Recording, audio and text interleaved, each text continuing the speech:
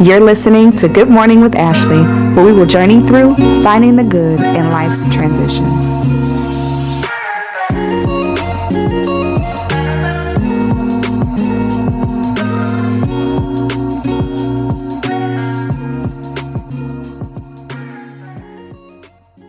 Good morning, everybody. Happy Thursday, guys. Thank you for joining me for another week and another episode of the Good Morning Podcast. Listen, you guys know the drill. Before we get started, go ahead and if you are watching on YouTube, like and subscribe to our YouTube channel. If you are listening, go ahead and download this episode and share it with somebody. And as always, you can visit ashleypopeonline.com to subscribe and get all notifications regarding the podcast, as well as get to our YouTube link if you cannot find it. Today on the Good Morning Podcast, I have Dr.Christal Eason here with me. Good morning, everyone. It's such an honor to be here with you. Yes, thank you so much for joining me. Dr.Christal Eason she's the GOAT out here. If you know anything about mental health and therapy and wholeness, and you're in the state of Michigan, furthermore in the city of Detroit, in the metro area, she is out here doing it really big, trying to help the community have it together mentally, emotionally, spiritually, and we are grateful for you. She is the owner and operator of CLE Strategic Solutions, LLC. She has a PhD in Christian counseling, and she is a licensed clinical social worker, amongst all other things that she's going to explain to us that she has going on. Thank you so much for joining me again today. Thank you again. It's by the grace of God, and I'm honored to be here with you. Yes. I think your show is wonderful. I've been following you, and just congratulations, and just keep going. Thank you just so keep going. much. So CLE Strategic Solutions was founded in 2009. CLE represents Christal Eason. Okay. And it's housed, it's the parent company that houses Authentic Life Coaching and Counseling, which I provide counseling services for mental health, behavioral health, couples, and grief and loss. Awesome. Also, I provide coaching. My program is called Her Authentic Soul for the Christian professional woman who have lived her life for everybody else and is now crashing. So my goal with that program is to help her heal in her emotions, re-identify her womanhood, and walk in her purpose. I love that. Also, CLE Institute is I provide professional development training to corporations. And it just kind of turns into group therapy, and we end up thanking God for life. Yes. So I've been doing that for about 7 years. Awesome. And then my ministry is Finally I Choose Me. I love it. Yeah. Can you explain what's Finally I Choose Finally I Choose Me actually came through hard time in my life after divorce. And I think I was silent and said finally because again, as women, we do so much for everybody else. And through divorce, I discovered some other things about myself. So it's to encourage women to provide self-care and to not feel guilty for choosing themselves. And so I do women conferences and discussions and seminars and all of that. Just helping us out. I love it. I love it. I am so honored again to have you here today. Our episode, if you have not already picked up on it, is about mental health. This episode is called Sit on the Couch. Sit on the couch, okay? Listen, there's nothing wrong with the couch. I love it personally. I came to love it. It didn't always start that way. And I am going to talk a little bit about my mental health journey. But this is a conversation on mental health. So if you need to, before we even really get started, send this to somebody you know that's struggling, that's dealing. We're going to talk about some things here. And I hope somebody get free. I hope that somebody gets some help. I hope that this answers some questions, that this provides some resources.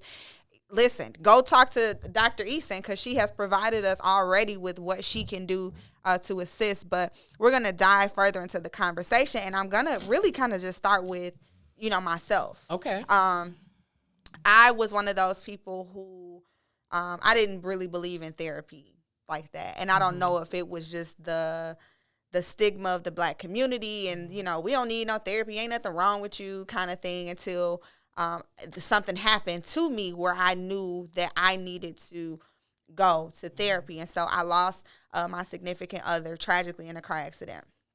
that alone is like bad.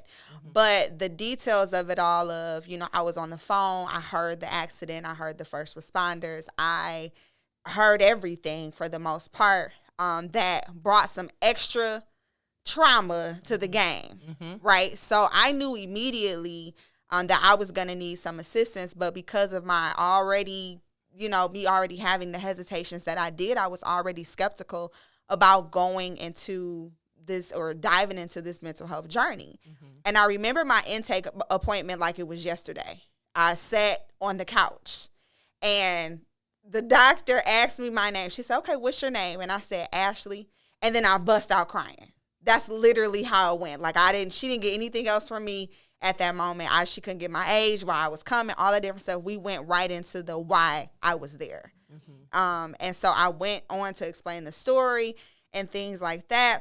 And when I left there, I felt so drained. I was so drained after that first session because it was like all of the emotions that I had been trying to mask had now been brought to the surface where I really had to talk about it, and that's not fun and all of that different stuff. And I said when I left there, I'm not going back. I said, I'm not doing this. I'm not going back to this because this is too much emotionally. I don't have time to deal.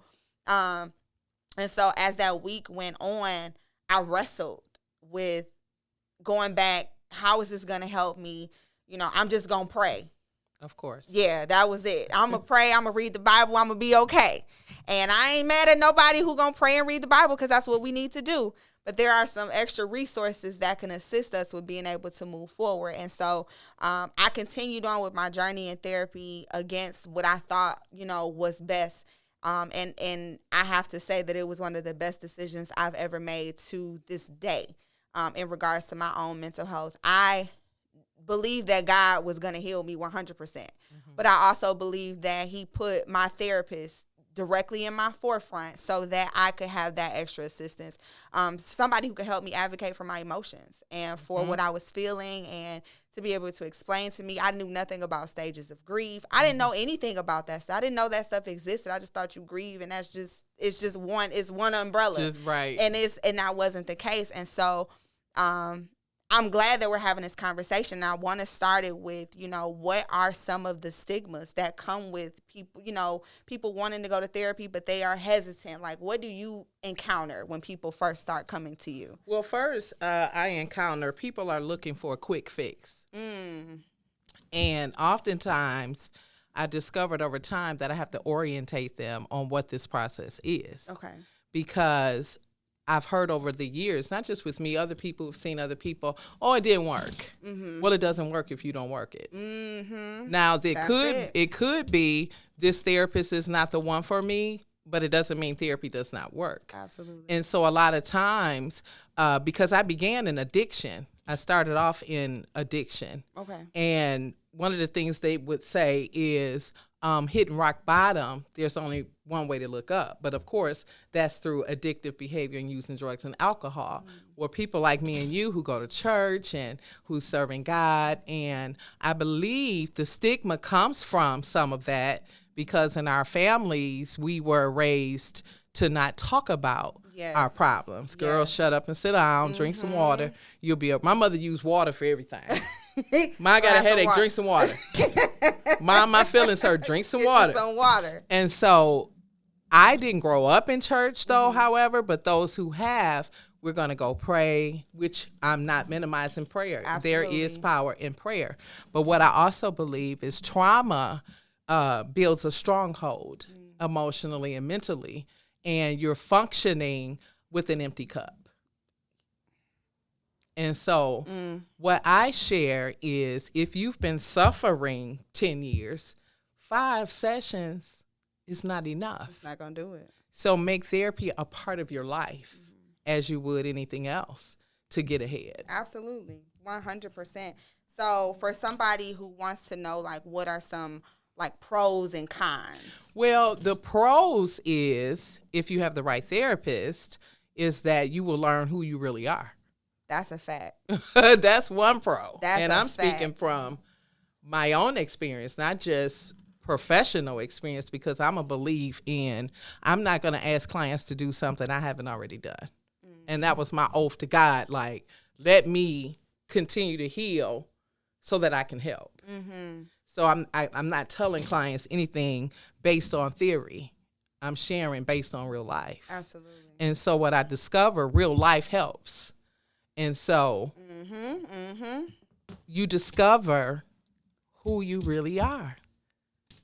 And you're not who you thought you were, because you never think that this situation or that situation will take you to a place you've never been. Yeah.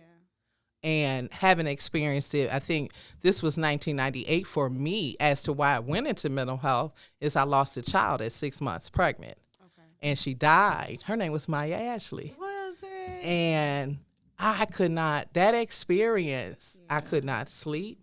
I could not eat. I cried constantly. And I went to get help.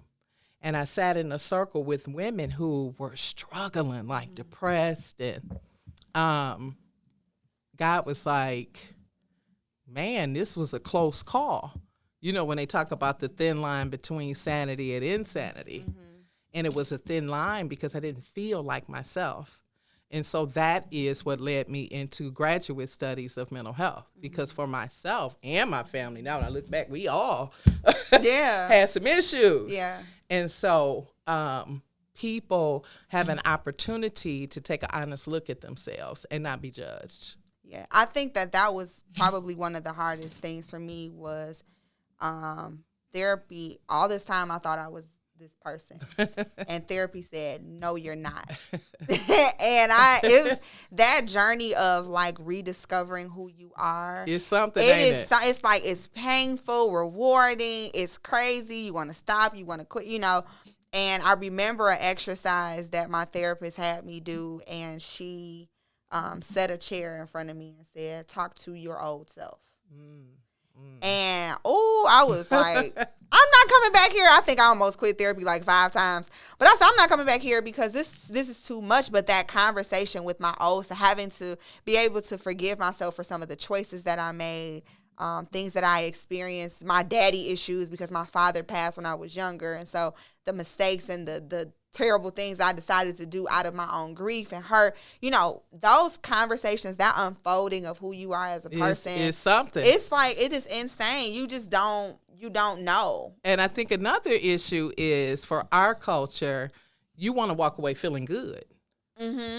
And because we are on such emotional highs all the time, even at church. Yeah. So you want to come to therapy and you want the therapist to agree with your madness. And it's not going to happen if you come in and get some help. And so you walk away oftentimes not feeling good, feeling worse actually than when you came. But that's just a part of the evolving, and it's a part of the therapeutic process. Yeah. And so that's what stops people from coming. And I compare it to the heroin addict who decides, I want to get clean. But the pain is the flu times 20. Oh, yeah. So I'm just going to be high because I can't go through that pain.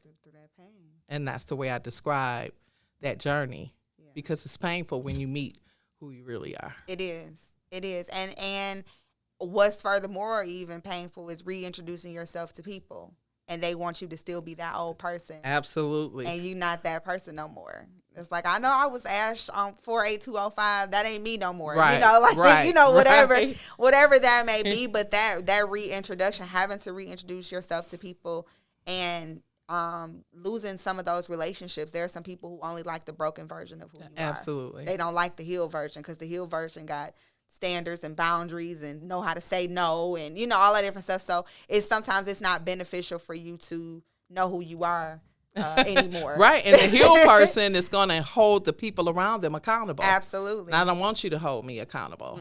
Because I don't know myself. Because I don't know myself. And you're bringing out things that I have to look at, and I don't want to. Ooh. I had a girlfriend say to me, the reason why I'm coming to your stuff because I ain't ready to deal with me.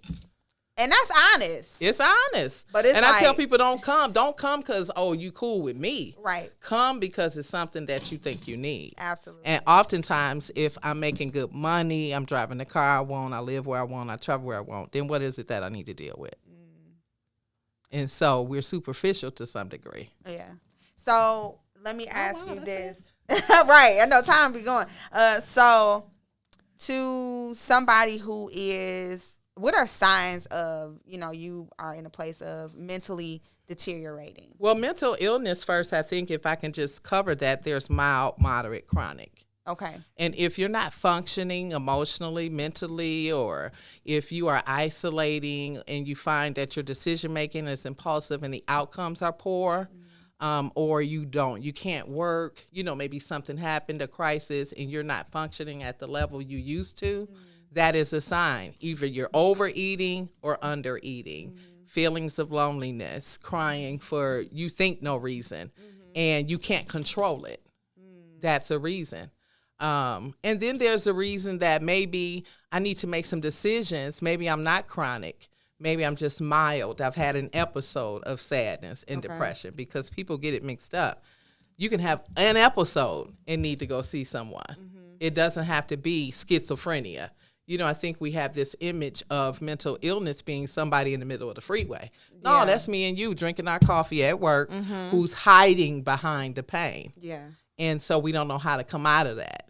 But I think just some symptoms of dysfunction is a reason to go get a therapist. Absolutely. 100%. And I like what you said, like mental health. It's like, it doesn't have a face. You can't look at somebody and think, oh, they are struggling mentally. You don't know. I could be sitting here and I have one more thing that sets me off, and then I decide I'm out of here. I'm done, And so I think that it's important to really, and this is the next thing I want to go into, like being able to recognize when people around you, people that you care about, are struggling mentally, and how to intervene without being intrusive. Well, it's going to be intrusive. Okay. Because we're not used to it. But I think to make mental health a part of the conversation anyway, and not wait for a crisis or when a person falls apart. And I think that's the issue. We have to make safe spaces to say, you know what, I wasn't at my best last week. This happened. And I think because we're so private as a community, and even though we're in church, it's not a safe space for me to reveal what I'm struggling with. So I think the first thing is to identify someone that you feel comfortable with to talk to. Absolutely. That's number one. But we also have to have the courage to say, hey, sis, and I'll give you an example. A friend of mine, I met her. She was my professor. And after my divorce, and it was like 3 years after my divorce, when I'm like, I know I ain't tripping 3 years. Do I still want him? What's going on? And she said, sis, let me talk to you. And then she said, let me walk with you. Well, that was safe. Yeah. And actually, we became even closer. We're friends. But I'll call her in a heartbeat, like, my mind ain't acting right today. And so we have to be able to have those conversations. And I think you sharing your experience, we have to feel confident enough to do that and not care what people think. Absolutely. 100%. Yeah. I don't care. Yeah. I'll tell you I'm crazy. Listen, because you have to have that, like you said, those safe spaces are so important, to be able to know that you have people that you can go to, that you can talk to, even knowing that you have friends that can notice when you're not yourself, because there are times we will mask it. And I was one of those people, even while I was going through my therapy journey, I would have moments of isolation. And my friends would be like, okay, it's been 3 days. I ain't heard from you. What's going on? You good? Absolutely. Okay, we need to go outside today. We're doing something. We're going to brunch, or we're going for a walk, or whatever that may be, because they knew that while I was actively being an active participant and trying to heal, that doesn't mean that stops me from still hurting at the same time. Yeah, we can hurt and have fun.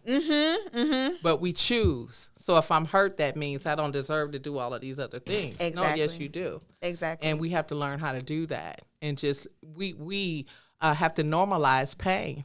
And when I went through my therapeutic walk, she asked, well, what lies have you told to yourself about pain? I know, that hit me like in the gut. My goodness. And I paused, like I couldn't breathe for a minute. But in my honesty, I said, I don't get to have pain. Who cares about my pain? And so who am I calling? And she said, well, sis, that's not true.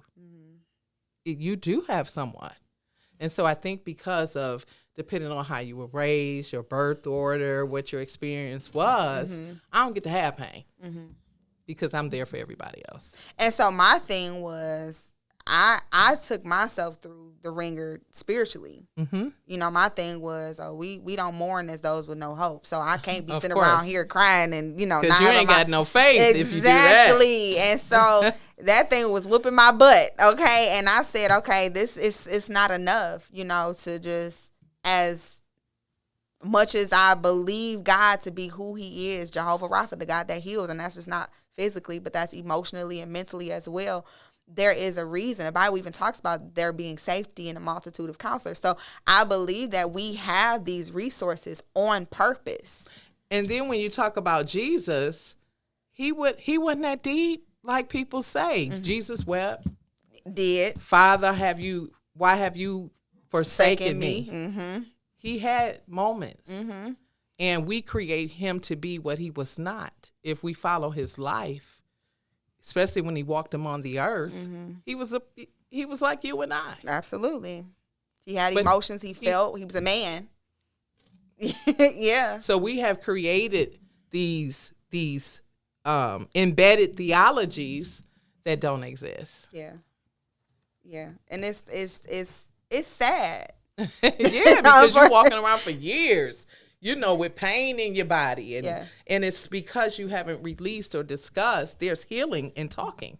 Oh, yes. There's healing in talking. Conversations heal. Conversations heal. It says confess. Mm-hmm. Don't seek ungodly counsel. Don't talk to anybody.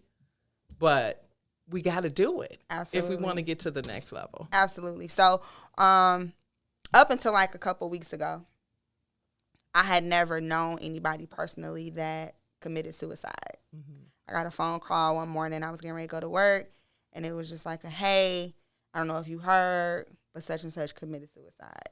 Mm-hmm. And my world just, I was like, what? Like, it was like crazy. Just posted on social media the day before. Always encouraging, always a beautiful person. Yeah. And I just said, what is what? I literally could not understand what had just occurred. Mm-hmm.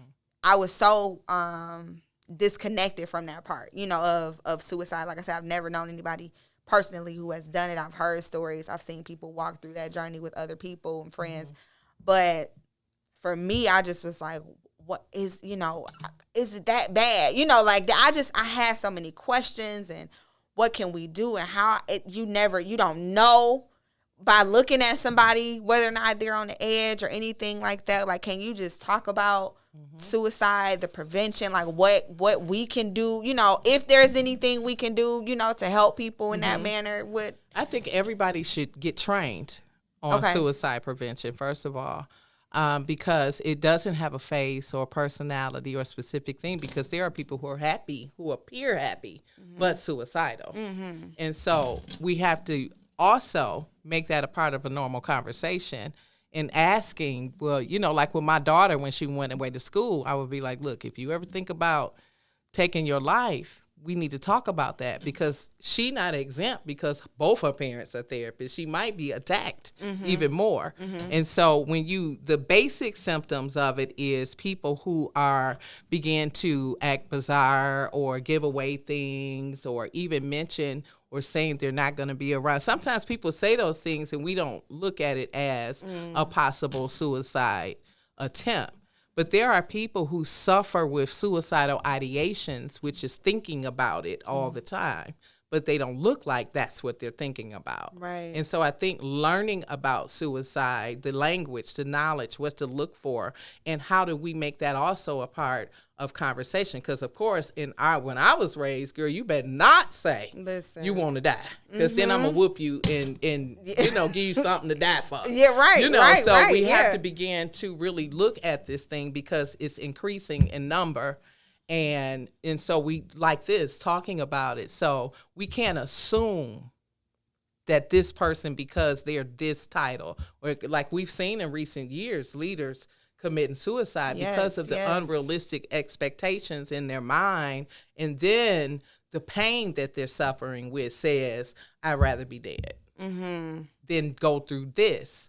And the thing that happens, they could even be talking about their pain. But because we are so self-centered, that ain't nothing to be talking about dying over. Right. You know what I mean? And we don't know what that feels like. We for don't the know other what person. that feels like for the other person. Mm-hmm. So I think really reading, they have a lot of free suicide prevention trainings. You don't have to be in the field to take a training on suicide prevention to learn how to assess, to learn, hey, what to do if someone says it, or if someone makes an attempt, what should I do? Mm-hmm. And so I think just having constant conversations and making people know that they're not a burden, because they feel like they're a burden. Absolutely. I used to do suicide prevention for a family whose son, who was a comedian, committed suicide. Mm-hmm. They didn't see it coming. You won't see it coming.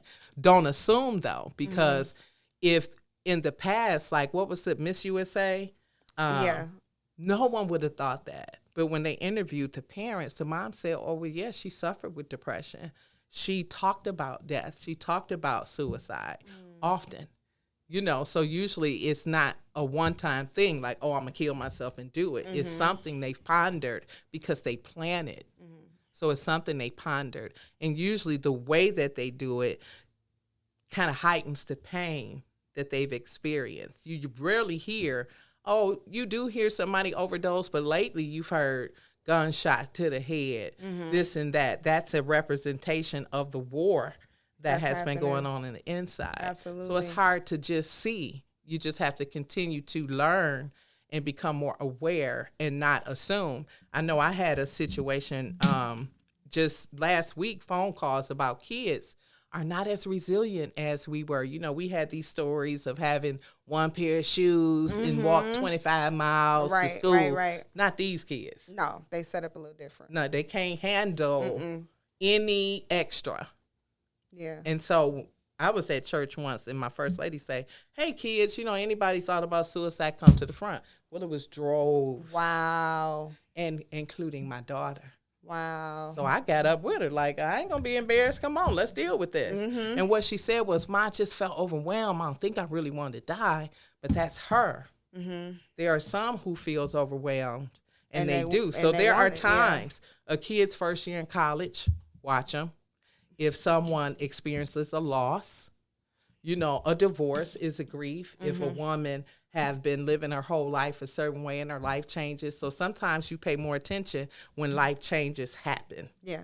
You know, if a person is not socially accepted and you see that they're isolated a lot of times, they're not having fun, but they're there, you kind of pay attention because it's real important for peers to be socially accepted. Bullying, you know, far as children. And then with adults, just feeling like somewhere along the line, I don't add up. After all of this, I still feel that same pain. Yeah.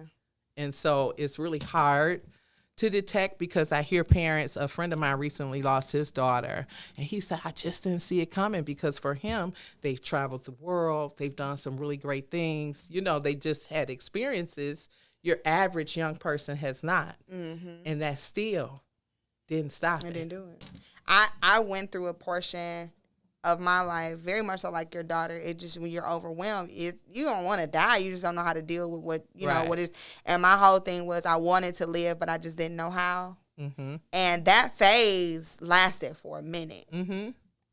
And it was like I started putting in some different practices and routines for myself to try and like pull myself out of this rut, to live and to enjoy life. I felt undeserving. Mm-hmm. It's like you said, those moments happen after losses.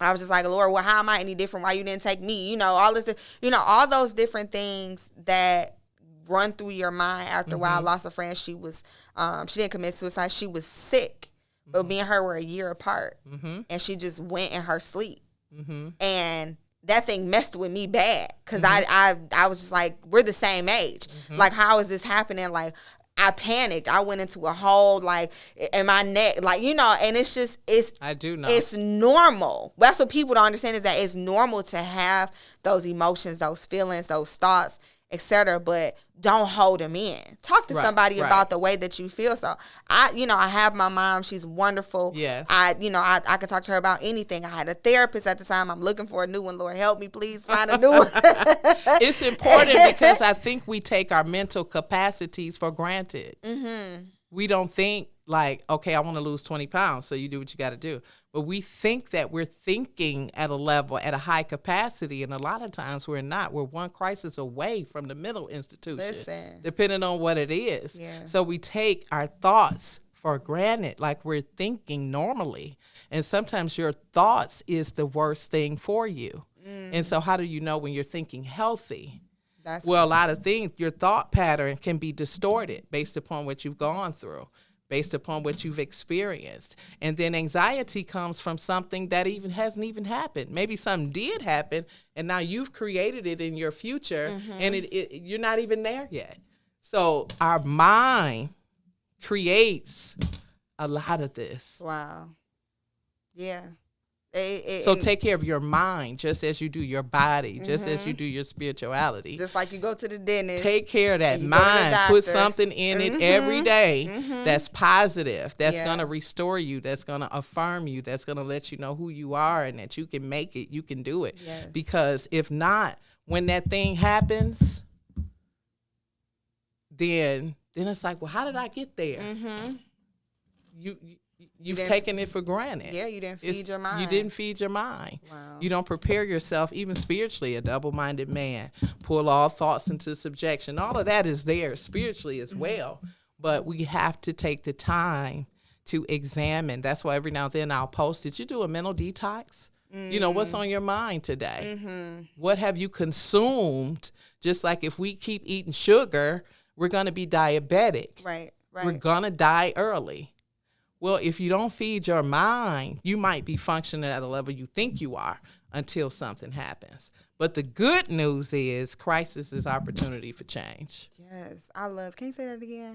Crisis is opportunity for change. Yes, I love that. I love that. Crisis is opportunity for change. And it's never too late to change. It's never not. too late to make some decisions regarding your mental health, your emotions, things like that. I just want to, really talk to my audience. Do not be afraid to get that extra help that you need. Don't worry about what people are going to say. Don't worry about the stigmas. Let all of that stuff go because you need your mind to be healthy. You need you it. need your mind to be healthy. You are no good to others if you aren't any good to yourself first. And I think that we owe it to ourselves. We do. To be healthy mentally. Right. I mean, you can't get to your best potential or destiny without it. Absolutely. We assume that we've arrived in places, but there's more, and it's a further place to go. I'm reminded of James. He used to scare me when I was a kid when he would say, a mind is a terrible thing to waste. Growing up, and so, but it is. It is. It is. And so you have to know your capacity, and there's always more. Absolutely. Absolutely. Well, Dr. Eason, thank you so much. Thank you for having this conversation Absolutely. with me. I'm going to have to bring you back because there's so much more that we could dissect as far as mental health, but I just wanted to make sure we scratch the surface to get people started with being able to realize that it's okay to need some help. It's okay to have conversations. I remember we sat on a panel together last year. That was last December. It was right before Christmas. Okay. And you said something that I swear by right now. You said secrets make you sick. Yeah, they do. And so those secrets that y'all got, all that stuff that you think don't matter, that's deeply embedded in you, those things need to be talked about. They are making you sick mentally, emotionally, even physically, making you ill because you need to have some very necessary conversation. So I hope that this episode has pushed you to start making some decisions emotionally, mentally, that's going to help you become a better person. Please reach out to, you see all the resources that we have provided with Dr. Eason. There are so many, like she said, things and pamphlets and information that you can get on suicide prevention to help those in your community, help those around you. I know that I'm going to be looking into those things because I don't want to hear about any more stories personally. I don't want anybody close to me. I just don't want that. So I feel like we all need to do our part with first making sure that we're okay before we make sure that anybody else is okay. Make sure that you're good. And then two, reach out to those around you in your community, your community being your family, your friends, those that you work with, making sure that they're good. A simple, how are you doing, can change somebody's life. Okay. So be kind. Everybody's going through something. Yes. Okay. That's true. Everybody is going through something. So remember to be kind. Again, mental health and therapy, this is a transition in your life. So I hope that you continue to walk with us as we find the good in life's transitions.